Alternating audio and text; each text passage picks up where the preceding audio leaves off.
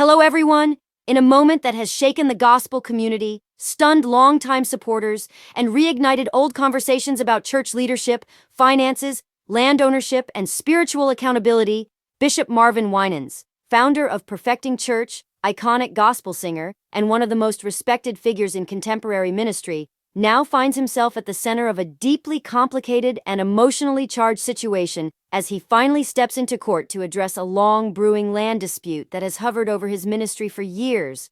A dispute born not from scandal in the tabloid sense, but from a tangled web of delays, development plans, community frustration, and the heavy reality that even the most beloved leaders sometimes face impossible challenges when vision collides with reality.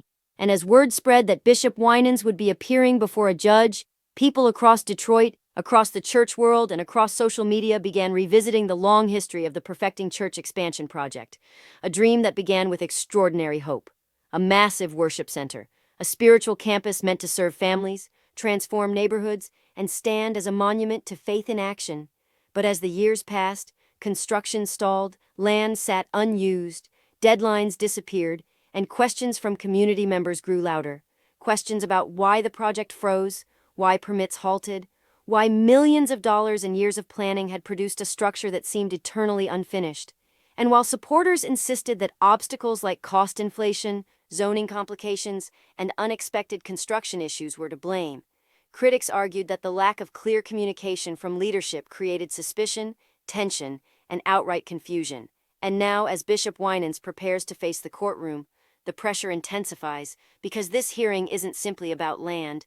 It's about legacy, transparency, stewardship, generational trust, and the weight carried by a man whose entire life has been spent in the public eye, a man who has led worship on global stages, preached to thousands, comforted grieving families, celebrated countless marriages, and built a spiritual empire that shaped modern gospel.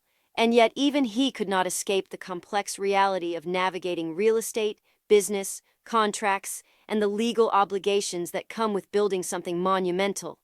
And inside the courtroom, the atmosphere feels thick with both reverence and frustration.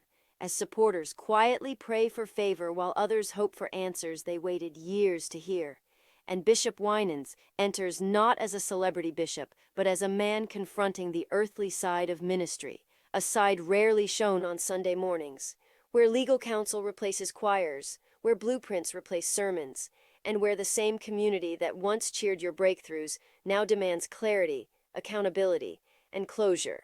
And as the judge recites the details of the dispute, land usage deadlines, development expectations, compliance issues, community impact concerns, the story dips deeper into the unspoken truth that churches, like any major organization, face logistical mountains that faith alone cannot fix.